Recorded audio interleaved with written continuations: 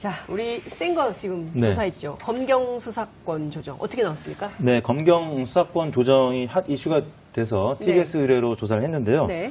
검경 수사권 조정에 대해서 찬성한다는 의견이 57.9%, 또 반대한다는 의견이 26.2%로 나타나서 뭐 대략 2배 이상 찬성 의견이 높게 나타났는데요. 계층별로는 보수층하고 한국당 지지층을 제외하고는 모두 찬성 의견이 매우 높게 나타났습니다. 민주당 지지층은 73%가 찬성을 했고요. 또 정의당 지지층이 68.6%가 찬성을 했습니다. 반면에 자유한국당 지지층은 64.4%가 반대를 했고요. 이념 성향별로는 보수층이 52.1%가 반대했고 나머지 진보층은 찬성이 70.2%, 중도층이 찬성이 60.4%로 나타나서 작년 9월 달에 TBS 의뢰로 저희가 공수처 설치안에 대해서 찬반을 물었었는데 네. 그때는 찬성이 69%, 반대 22%였는데 그때보다는 찬성이 소폭 낮긴 하지만 그래도 네. 찬성 의견이 10명 중 6명가량으로 매우 높게 나타났습니다. 어떻게 보세요? 일단 뭐 절대 권력은 절대 부패한다. 네. 이런 말이 있지 않습니까? 그동안 이제 무소불위 권력을 휘둘렀기 때문에 국민의 원성이 자자했고 그런 어떤 여론이 반영된 거다. 네. 그게 좀 보여지고요. 그리고 이 사안은 오래됐잖아요. 네. 사실 논란이 된 게. 그리고 그렇죠. 정치권에서도 오랫동안 다뤘던 사안이기 때문에 제가 볼 때는 이제 경찰에 대해서 국민에 대한 신뢰도도 역시 뭐 높지는 않지만 이쯤 됐으면 네. 한번 맡겨보자. 네. 맡겨서 경찰이 수사 조정을 해서 경찰도 할 수 있게끔 맡겨보고 문제가 있다면 그 뒤에 또 조정하면 되는 거 아닐까. 네. 국민들이 좀 그렇게 보지 않나 싶습니다. 그렇죠. 그러니까 어쨌든 독점을 한다는 것은 패단이 늘 있게 마련이거든요. 물론 이 부분은 우리가 역사적 배경이 있어요. 친일 경찰 네. 문제가 있기 때문에 네. 이제 검찰로 이런 수사권이나 이런 특히 기소권이 일어나한 네. 측면이 있는데 막 굉장히 세월이 많이 바뀌었기 때문에 이제는 검경 서로 견제와 균형을 맞춰서 해볼 필요가 있지 않겠나라는 의견이 다수인 걸로 이렇게 네. 좀 확인해야 될 것 같습니다. 문재인 대통령 국정 지지율 좀 알아볼까요? 네, 문재인 대통령 지지율이 계속 69%대를 이어가고 예. 있습니다. 69.4%로 네. 지난주와 거의 비슷한 수치를 보였는데요. 네. 이번 주에는 이제 방북 예술단 네. 1차 공연 또 2차 공연 소식도 있었고 그 외에 어제는 온종일 돌봄 정책 간담회 소식 등이 네. 있었습니다. 물론 다른 요인들도 있었지만 또 이제 기자 효과도 계속 이어졌던 한 주간이었는데요. 박근혜 전 대통령이 이 선고 생중계를 반대했는데 결국에는 이제 선고 생중계하는 것으로 네. 나왔고 이명박 전 대통령도 검찰 옥중 조사 계속 거부하고 있는데 이런 부분들이 기저 효과로 작용을 하고 있기 때문에 네. 이 방북 예술단 소식 등과 함께 문재인 대통령의 고공행진을 이어가는 그런 지표가 된 것 같습니다. 그렇군요. 저는 다른 것은 모르겠지만 이 옥중 조사를 계속 거부하는 이명박 전 대통령 그래도 본인이 전직 대통령이라면 잘못을 뉘우치는 차원에서라도 검찰의 조사에는 좀 협조를 하셔야 되는 거 아닌가. 그렇죠. 특히 이제 네? 법질서, 네. 준법 정신 네. 이런 것들을 강조했던 게 이제 보수였고요. 책임 정치 이런 걸 그렇습니다. 트레이드마크로 내세웠기 때문에 예. 이럴 때일수록 좀 책임 있는 모습을 보여주는 게 좋은데 그런 부분이 어떻게 보면 자유한국당 지지층들, 보수층들이 볼 때도 상당히 안타깝게 볼 겁니다. 이게 전직 대통령이 구속된 것도 문제지만 네. 보이는 태도가 떳떳하지 못하고 반성하는 모습을 네. 안 보여주니까 그러니까요. 선거를 치기가 예. 굉장히 어려운 상황을 하는 거죠. 선거 치기가 굉장히 어렵다. 네. 이택수 대표께서 지난주에 저희 방송 출연하셔서 네. 자유한국당 때문에 너무 어렵다 이런 조사 네. 기간. 그게 인터넷에 엄청 떠돌아다니고 정말입니까? 이택수는 어렵다. 네. 그래서 그런지 지난주에는 조금 한국당 쪽에서 문의 전화가 와서 그렇군요. 네, 이슈파이터의 힘입니다. 그렇군요. 예. 이슈파이터 계속 어렵다고 좀 제작진들한테 하세요. 네, 감사하다고. 한 턱을 제가 예, 내도록 내는 하겠습니다. 것으로. 네, 네, 네. 알겠습니다. 한턱으로 될지는 모르겠어요. 어쨌든 지금 보면 네. 떳떳한 보수가 돼야 되거든요. 그리고 좀 이게 개인 비리 차원이 아니라 앞서 저희가 이제 말씀드렸지만 자원외교 4대강 이거 조사도 안 했어요. 네. 이거 다 역사에 남겨야 되는 일들이거든요. 근데 이렇게 네. 비협조로 나오기 때문에 국민들도 좋지 않은 이런 생각을 갖게 되는 거 아닌가 네. 싶습니다. 정당 지지도는 어떻게 나왔습니까? 기저효과 말씀드렸는데 결국 네. 이 박근혜 또 이명박 전 대통령에 대한 이런 부정적 소식들이 나오다 보니까 네. 한국당 지지율도 20%는 지켰는데 20.1%로 아하. 지난주 대비 0.6%포인트 네. 하락한 수치를 나타냈습니다. 반면에 더불어민주당은 53.2%로 역시 방북예술단 소식이 큰 긍정적인 요인으로 작용한 것 같습니다. 네. 2%포인트가량 상승을 했고요. 바른미래당은 5.7%로 저희 예. 리얼미터 주간 집계에서는 다시 최저치를 기록했습니다. 네. 물론 이제 일간으로 보면 바른미래당의 경우 어제는 5.9%로 안철수 전 대표가 서울시 출마 의사를 밝히면서 전일 대비 한 1%포인트가량 올랐는데 네. 월요일 6.1%, 예. 화요일 날 4.8%. 네. 그 화요일 날 많이 좀 떨어졌기 때문에 예. 좀 지표가 이번 주 바른미래당이 좋지 않았고요. 예. 정의당도 4.6%로 전주 대비 0.6%포인트 빠졌고 민주평화당도 2.5%로 계속 2%대를 항보하고 있습니다. 네. 지금 금방 그 비주얼 어떠셨습니까? 어떤 거 말하는 거죠? 아니, 안 보셨어요? 화면을? 굉장히 분할된 화려한 화면. 지난주부터 예. 제가 다시 보기로 그러니까요. 봤는데 예. 어느 지상파 방송보다도 훨씬 뛰어난.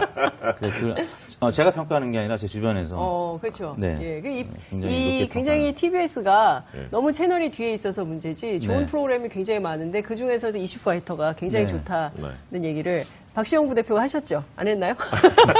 한 것으로. 예. 한 것으로. 예. 어쨌든 날마다 저희가 일취월장하고 있다. 이런 네. 말씀을 제가 자발적으로 드리면서 얘기를 하는데요. 서울의 경우는 좀 어떻습니까? 서울의 경우도 정당 지지도가 전국하고 비슷합니까? 아니면 조금 차이가 좀 있습니까? 서울은 사실 여당이 더 강세를 보이는 지역 중에 하나인데요. 네. 과거 문재인 대통령이 서울에서 득표율도 사실 전국보다는 조금 높았거든요. 네.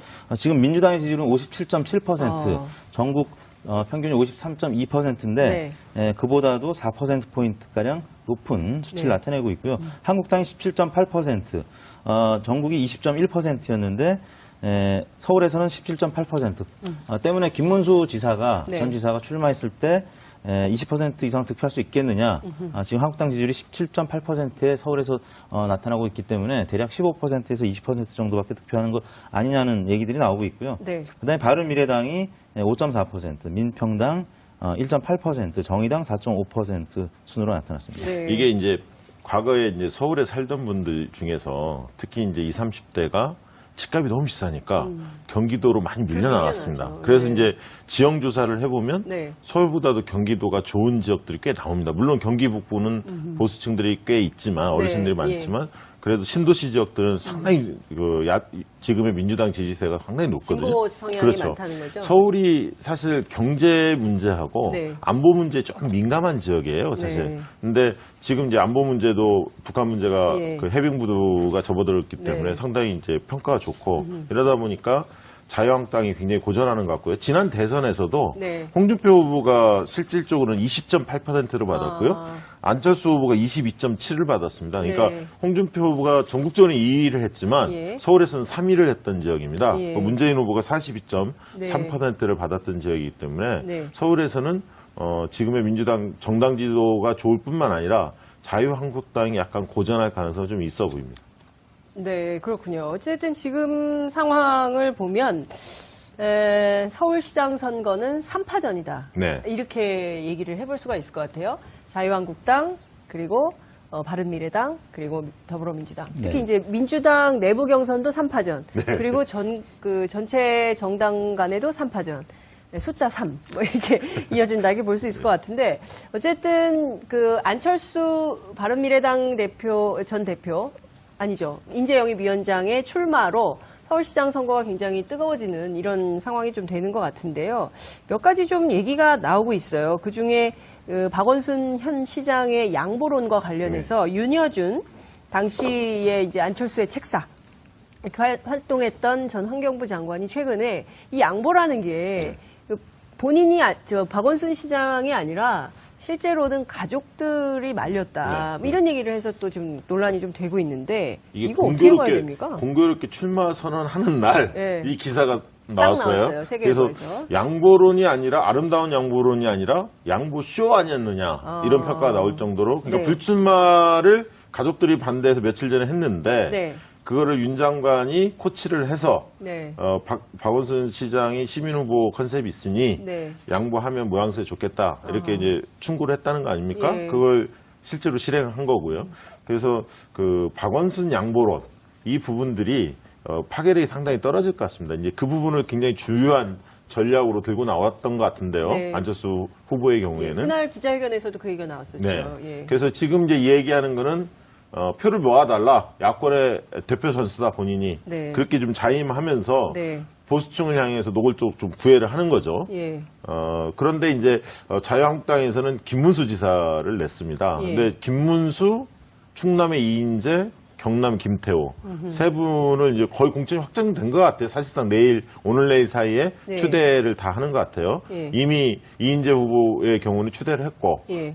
경남에 또 오늘 추대를 하고 내일이나 모레 사이에 김문수 후보도 추대를 하는 것 같습니다. 네. 당협위원장들이 대부분 서명을 했다고 하고요. 네. 김문수 후보로 예. 내정해달라 요구를 했기 때문에 그렇게 갈 것 같은데 네. 세 분의 특징을 보면 일단은 행정 경험이 있다. 도지사 출신이다. 네. 다. 그다음에 비현역이다. 예. 그리고 대권 후보로서도 길을 걸었던 분도 있고 언급이 됐던 꽤 중진급 의원이다. 다만 이제 이 세 분의 특징이 올드보이라는 얘기가 좀 나오지 않습니까? 한물간 네. 정치인 아니냐. 예. 그래서 조명은 화려하게 받고 있는데 네. 어쨌든 부활을 할지는 좀 지켜봐야 할 것 같고요. 제가 볼 때는 김문수 지사보다는 네. 김태호, 이인재의 경우에는 지역 상황을 봤을 때 꽤 네.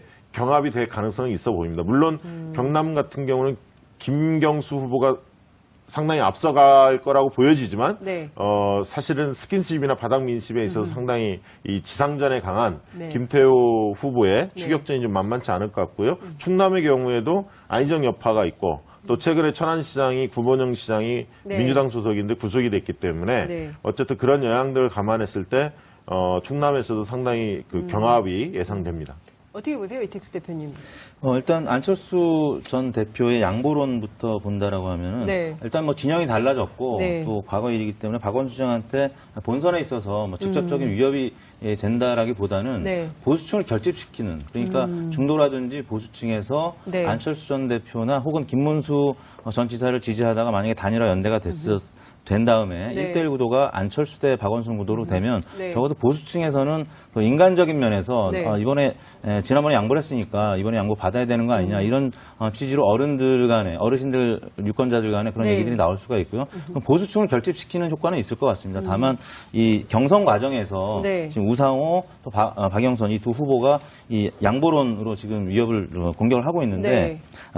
경선 에서는 뭐 그다지 큰 영향을 미치지 못할 것 같다는 생각이 드는데 네. 본선에서는 조금 영향을 미치지 않을까 저는 그렇게 보고 있습니다. 그렇군요. 근데 어쨌든 이 양보론의 그 배경 스토리가 나온 거기 때문에 네. 이제 그와 관련해서 안철수 후보라고 이제 해야 되겠네요. 네. 그 뭐 여러 가지 기자들이 묻고 있지만 아직 정확한 답변은 안 나오고 있는 것 같습니다. 그리고 나오는 대로 왜냐하면 저희가 이게 윤여준 전 장관이 과거에 안철수 후보를 지지했던 분 아닙니까? 그렇죠. 멘토였는데 예, 멘토였죠. 다른 분이 한 것도 아니고 예. 그러니까 본인이 직접 얘기한 거기 때문에 부인하기는 예. 어려울 것 같습니다. 근데 그때 그 안철수 대표 이런 얘기도 했어요. 300명의 멘토가 있고 그 중에 한 명이다. 그래서 갑자기 네. 윤여준 장관이 300분의 1이 됐었죠. 아. 어쨌든 당시 그러니까 지난 7년 사이에 굉장히 정치적으로 안철수 후보, 안철수 인재영입위원장과 관련된 여러 정치적인 행보가 있었기 때문에 종합해서 유권자들이 판단하게 되지 않을까라는 생각이 좀 들기도 하는데요.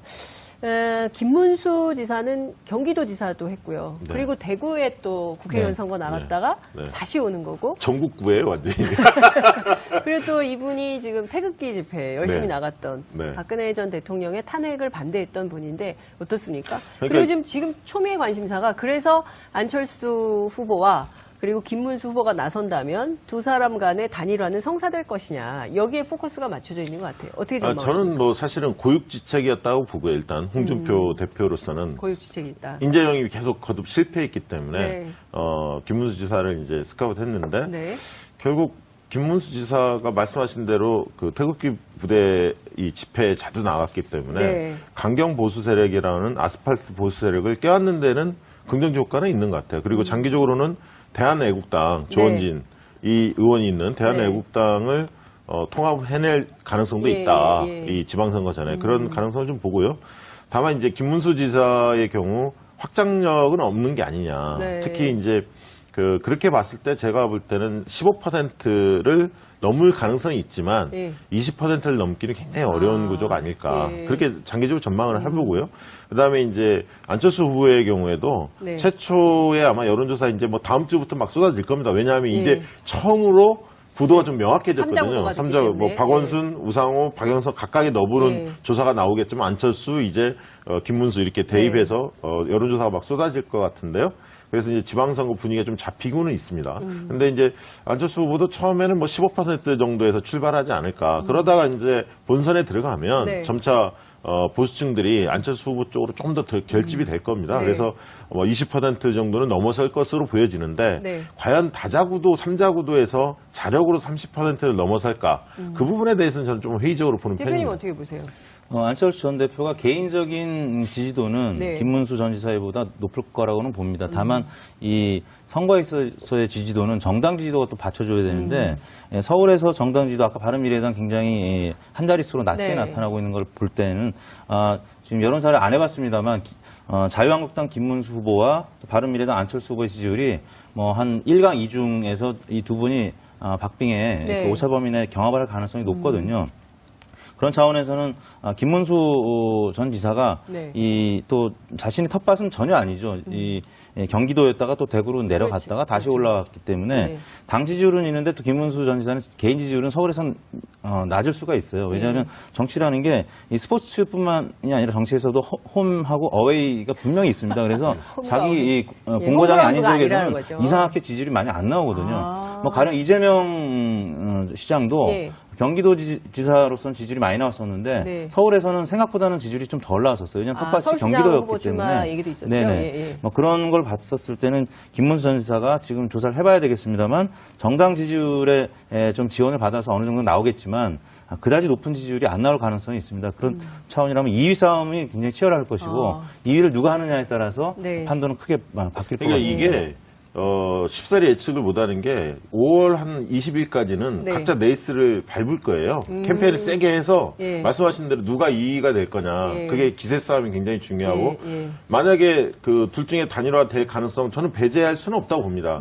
만약에 단일화를 해서 민주당 후보를 이길 수 있다라는 근데 지금 여론조사 결과가 양자가 나온다면 절대 단일화 없다고 주장하죠. 그렇게 얘기하지만 지금은. 정치는 생물이고요. 어떻게 실질적으로 바뀔지 모릅니다. 모르겠네요. 그래서 예. 상황을 5월 한 20일까지는 각자 네. 레이스를 밟아보면서 객관적으로 네. 조사 결과를 토대로 판단을 하지 않을까 그렇게 생각이 듭니다. 그렇군요. 어쨌든 그동안 지방선거 별로 관심이 없었는데 주목받지도 못하고 네. 그런데 어쨌든 이제 선수가 진용이 짜여지니까 네, 네. 다음 주부터 쏟아지는 여론조사들 그 결과가 어떻게 될지 다음 주 조사가 벌써부터 기대가 좀 네. 되기도 합니다. 조사업계에 의뢰가 많이 들어와야 될 텐데 말이죠. 예. 다시 한번 어려움을 성토하시는 걸로. 배고파 죽겠습니다. 지금 이택수는 배고프다. 네, 네. 구호가 바뀌었어요. 지난주에 이어서 이택수는 배고프다. 도와주시기 바랍니다. 네. 자, 경남 지역도 좀 볼게요. 왜냐하면 그 노회찬 대표 있지 않습니까? 네. 지금 평화와 정의의 모임 네. 원내대표가 됐어요. 그렇기 때문에 그 좀 링에 올라와서 열심히 하시려고 하는데 그 특히 이제 한국 정치의 지형이 경남으로부터 그래서 TK 대구 경북까지 변화를 주도하는 그 시발점은 아마도 경남이 될 거다 이랬거든요. 본인 지역구니까. 아, 그걸 놓쳤군요. 창원입니다. 창원이구나. 예. 아, 저는 오늘 얘기를 듣다가 상당히 의미가 있다고 생각했는데 결국에는 네. 깔때기였군요. 예, 깔때기였습니다. 예. 어쨌든 그 경남의 경우에도 김경수 의원이 또 이 의원직을 내던지고 또 다시 또 출마한다고 그래서 화제가 되고 있는 지역구입니다. 실제 정당 지지율이 어떻게 나왔는지 우선 이택수 대표로부터 설명을 좀 일단 듣겠습니다. 부산 경남 지역은 정당 지지율이 여전히 민주당이 앞서고 있습니다. 47대 26 이렇게 아. 나타나고 있는데요. 지난 그 19대 대선 문재인 대통령 대 홍준표 당시 후보와의 대결 구도에서는 네. 경남이 36대 37 네. 오차 범위 내긴 합니다만 한 1%포인트 네. 홍준표 후보가 앞섰던 왜냐하면 경남지사 출신이었기 때문에 그렇죠. 그 지역에서는 홍준표 후보가 굉장히 강세를 나타냈던 지역이었고요. 2012년 19대 국회의원 총선거에서 김태호 대 김경수 맞붙었을 때도 네. 김태호 52.1 김경수 47.9로 네. 4.2%포인트 김태호 전 지사가 이긴 적이 있습니다. 그렇기 때문에 이 지역이 만만치 않은 지역으로 분류가 되고 있는데 네. 지금 워낙 아까 말씀드린 정당 지지율도 민주당이 높은 상황이고 네. 또 김경수 후보에 대한 그 동정 여론이 있습니다. 아쉽게 석패했던 네. 과거 선거 기록 때문에 이번에는 우리가 김경수 의원을 한번 밀어주자 뭐 예. 이런 여론이 있기 때문에 많은 전문가들이 아직까지는 김경수 후보의 우세를 점치고 있습니다. 저도 좀 비슷한 생각인데요. 그러니까 정치적 무게감이 달라진 거죠. 과거에는 2012년만 하더라도요. 2010년에 총리에서 낭만을 했지만, 총리 네. 후보에서 낭만했지만, 그래도 김태호라는 정치인이 갖는 위상이 훨씬 높았습니다. 경남에서. 네. 그리고 김해이기 때문에 봉하마을이 있었지만 김경수 후보 당시 후보에서는 네. 어쨌든 노무현 마지막 비서관이다 이런 어떤 브랜드가 있었긴 네. 하지만 정치적 위상은 김태호 후보가 훨씬 앞섰거든요. 그렇죠. 그런데 그 뒤에 2014년에 도지사 선거에 나갔죠. 네. 김경수 의원이. 예. 그러면서 조금 더 끌어올렸고 결정적인 거는 문재인 대통령 만드는 1등 공신이었거든요. 그렇죠. 그래서 지금은 대통령의 복심이다. 이렇게 좀 불리울 정도로 정치적 위상이 커진 겁니다. 그래서 네. 지금 차기에 만약에 경남도지사로 당선된다면 차기 대통령 후보로도 나서지 않을까 이렇게 조심스럽게 전망하는 분들도 많이 있거든요. 네. 그래서 상당히 깨끗한 인물이고 신뢰감을 주는 인물입니다. 네. 그러니까 약간 안정감도 있고 민주당 소속임에도 상당히 안정감이 있습니다. 그래서 저는 마치 민주당 소속 의원들은 안정감이 없는 걸로. 아니 상대적으로 상대적으로 안정감이 있는 안정감이 후보죠. 있다. 그래서 예. 김경수 후보가 상당히 좀 우세할 거라고 보여지지만 네. 이 도농 복합 지역들이 워낙 많아요. 그리고 경남에. 서부 경남이라든가 이런 등등에서는 농촌 지역들이 많기 때문에 네. 이 김태호 후보가 특히 이 스킨십도 잘하고요. 네. 선거를 상당히 잘한다라고 알려진 인물입니다. 그래서 지금보다는 격차가 줄어들 가능성이 있습니다. 물론 김경수 대 김태호 여론조사 결과를 해보지는 않았습니다. 김태호 네. 전 지사가 최근에 네. 결심을 굳혔기 때문에 이제 그 지역도 뭐 다음 주부터 여론조사 결과가 발표될 텐데 네. 어쨌든 실제 개표를 해보면 여론조사 결과보다는 조금 더 격차가 줄어들 가능성이 있어 보입니다. 네. 한 가지 첨언을 하자면 네. 민주당에서 이제 최근 경선 룰 정할 때 네. 자기 경력에다가 뭐 문재인 혹은 노무현 이런 대통령의 이름을 사용하지 못하도록 했는데 김경수 의원 같은 경우는 얼굴만 봐도 문재인이 떠오르는 후보이기 때문에 뭐 그런 수식을 붙이지 않아도 그래서 네. 지지율이 워낙 강세를 나타내고 있고요. 뭐 네. 그런 차원에서 지금 여타의 다른 지역구보다 굉장히 유리한 지점에서 출발하고 있다고 봐야 될 것 같습니다. 왜 경력에 근데 민주당은 이런 걸 못 넣게 했나요? 이게 사실 일장일단이 있습니다. 경력을 문재인 노무현을 넣으면 10%에서 15%포인트 높게 나옵니다. 경력을 쓴 사람이. 네. 예를 들면 전남 지역에 신정훈 후보가 출마를 하는데 지금 경선인데요. 네.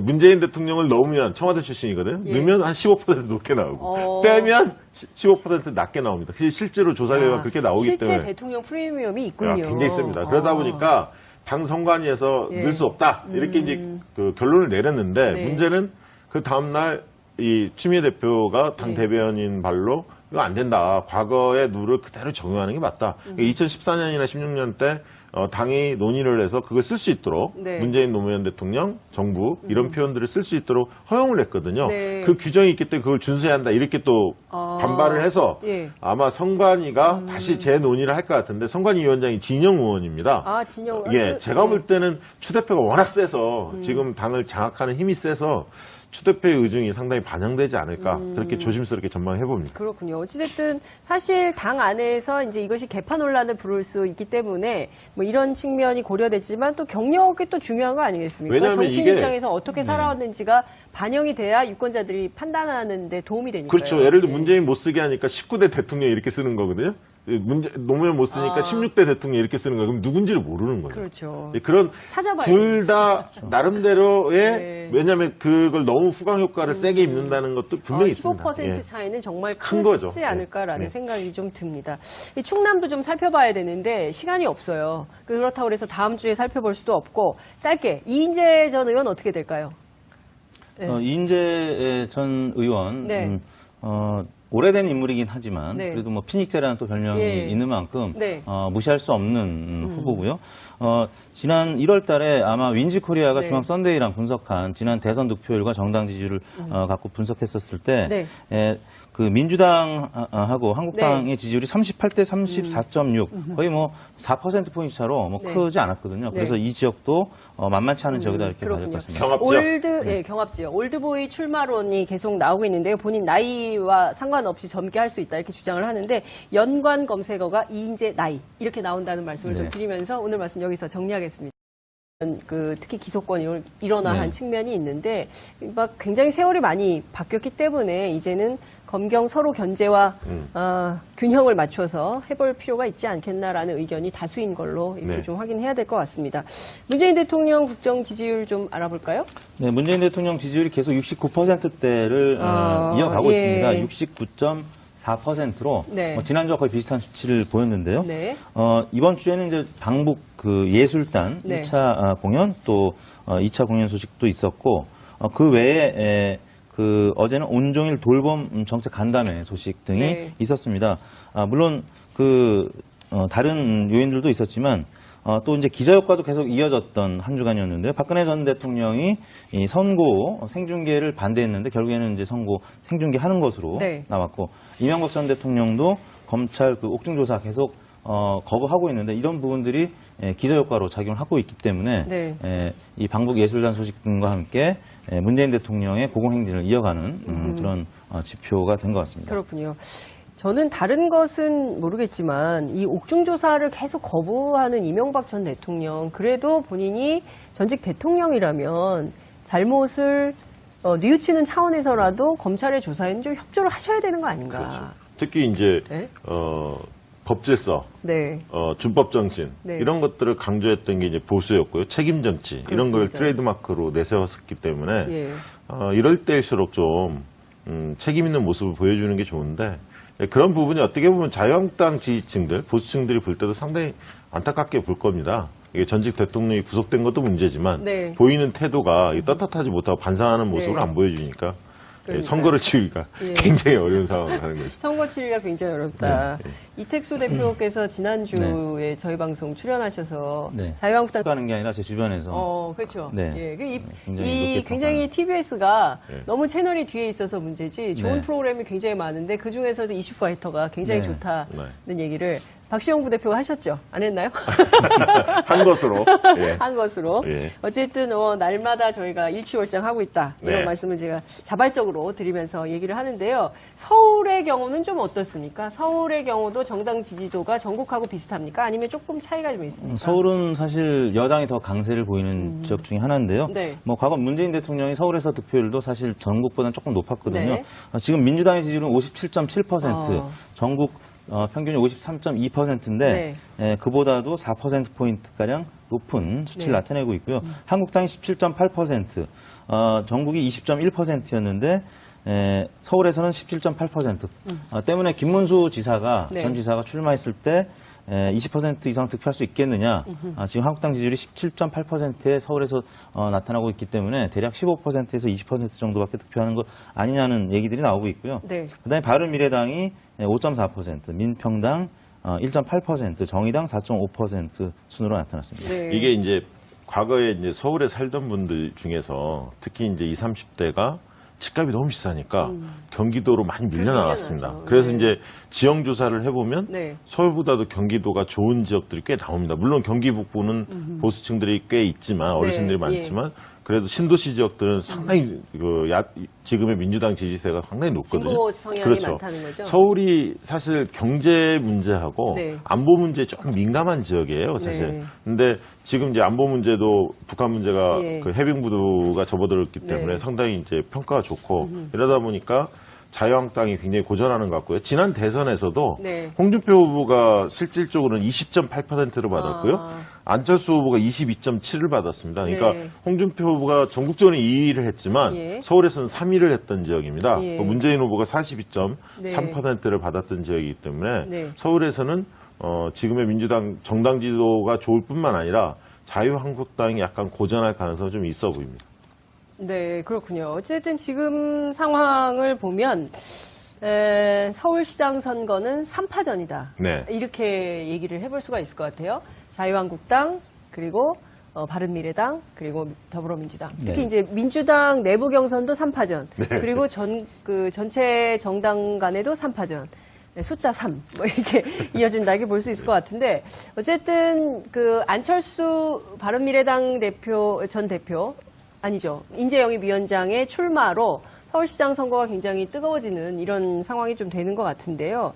몇 가지 좀 얘기가 나오고 있어요. 그중에 박원순 현 시장의 양보론과 관련해서 윤여준 당시에 이제 안철수의 책사 활동했던 전 환경부 장관이 최근에 이 양보라는 게 본인이 박원순 시장이 아니라 실제로는 가족들이 말렸다. 네. 이런 얘기를 해서 또 좀 논란이 좀 되고 있는데 이게 이거 어떻게 봐야 됩니까? 공교롭게 출마 선언하는 날 이 네. 기사가 나왔어요. 세계에서. 그래서 양보론이 아니라 아름다운 양보론이 아니라 양보쇼 아니었느냐 이런 평가가 나올 정도로 그러니까 네. 불출마를 가족들이 반대해서 며칠 전에 했는데 네. 그거를 윤 장관이 코치를 해서 네.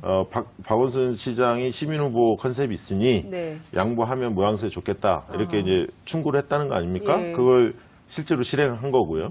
그래서 그 박원순 양보론 이 부분들이 파괴력이 상당히 떨어질 것 같습니다. 이제 그 부분을 굉장히 중요한 전략으로 들고 나왔던 것 같은데요. 네. 안철수 후보의 경우에는. 그날 기자회견에서도 그 얘기. 자, 우리 센 거 지금 네. 조사했죠. 검경 수사권 조정 어떻게 나왔습니까? 네, 검경 수사권 조정이 핫 이슈가 돼서 TBS 의뢰로 조사를 했는데요. 네. 검경 수사권 조정에 대해서 찬성한다는 의견이 57.9%, 또 반대한다는 의견이 26.2%로 나타나서 뭐 대략 2배 이상 찬성 의견이 높게 나타났는데요.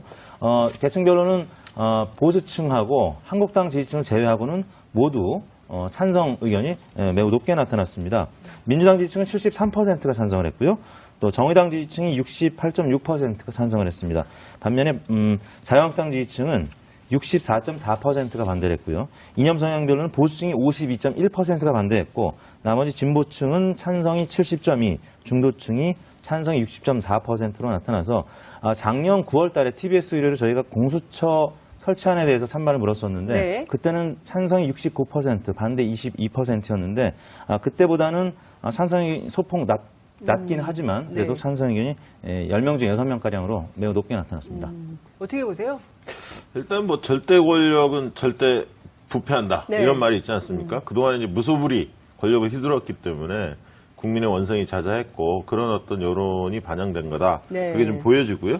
그리고 이 사안은 오래됐잖아요. 네. 사실 논란이 된 게. 그리고 그렇죠. 정치권에서도 오랫동안 다뤘던 사안이기 때문에 제가 볼 때는 이제 경찰에 대해서 국민에 대한 신뢰도도 역시 뭐 높지는 않지만 이쯤 됐으면 네. 한번 맡겨보자. 네. 맡겨서 경찰이 수사 조정을 해서 경찰도 할 수 있게끔 맡겨보고 문제가 있다면 그 뒤에 또 조정하면 되는 거 아닐까. 네. 국민들이 좀 그렇게 보지 않나 싶습니다. 그렇죠. 그러니까 어쨌든 독점을 한다는 것은 패단이 늘 있게 마련이거든요. 물론 이 부분은 우리가 역사적 배경이 있어요. 친일 경찰 네. 문제가 있기 때문에 이제 검찰로 이런 수사권이나 이런 때문에 너무 어렵다. 이런 조사기관. 그게 인터넷에 엄청 떠돌아다녀요. 정말입니까? 이 텍스는 어렵다. 네. 그래서 그런지 지난주에는 조금 한국당 쪽에서 문의 전화가 와서 그렇군요. 네, 이슈파이터의 힘입니다. 그렇군요. 예. 그래서 어렵다고 좀 하세요. 네, 감사하다고. 한턱을 제가 예, 내도록 하겠습니다. 내는 것으로. 네. 네, 알겠습니다. 한턱으로 될지는 모르겠어요.